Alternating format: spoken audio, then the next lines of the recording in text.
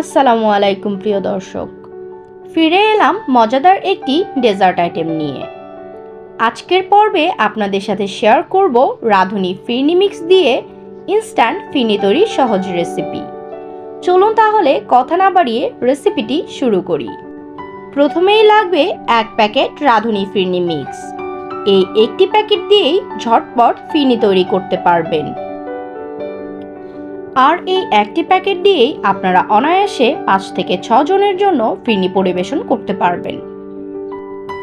এবার ফিরনি মিক্সটাকে আমি একটি বাটিতে ঢেলে নিচ্ছি।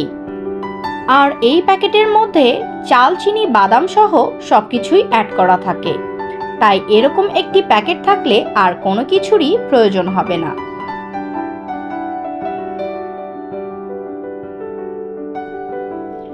এখন একটি হাঁড়িতে দিয়ে দিলাম 1.5 লিটার পরিমাণ লিকুইড দুধ। আর এই দুধটাকে খুব ভালোভাবে জাল করে নিতে হবে। আমি এখানে প্যাকেটের দুধ ব্যবহার করছি, তবে আপনারা চাইলে পুরো রেসিপিটি গুঁড়ো দুধ দিয়েও করতে পারেন।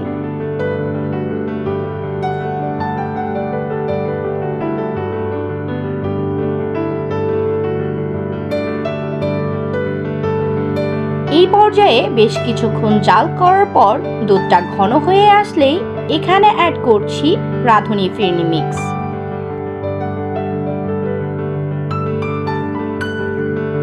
ফিরনি মিক্সটি দেওয়ার পর সাথে সাথে এটাকে মিশিয়ে নিতে হবে এবং অনবরত এটাকে নেড়ে চেড়ে ঘন হয়ে আসা পর্যন্ত জাল করে নিতে হবে।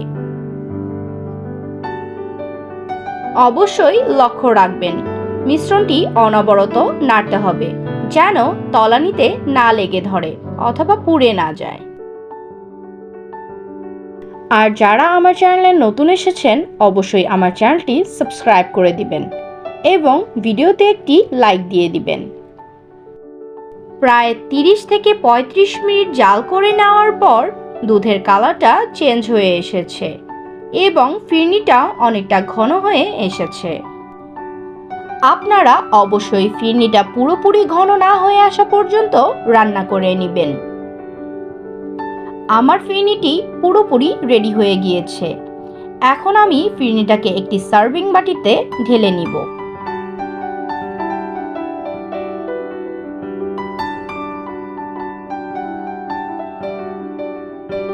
আমি যেহেতু ভিডিও করছি তাই ডেকোরেশনের জন্য কিছুটা কাজু বাদাম, কাঠবাদাম এবং কিছুটা কিশমিশ গার্নিশ করে দিচ্ছি।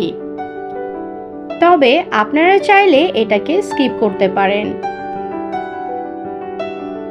দারুণ স্বাদের এই ফিরনি রেসিপিটি বাড়ির ছোট থেকে বড় সকলেই খুব পছন্দ করবে।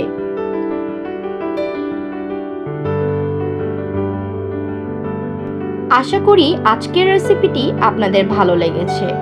যদি এই রেসিপিটি ভালো লেগে থাকে তাহলে অবশ্যই আমার চ্যানেলটি সাবস্ক্রাইব করে আমার চ্যানেলের সঙ্গে থাকবেন। দেখা হবে অন্য কোনো ভিডিওতে।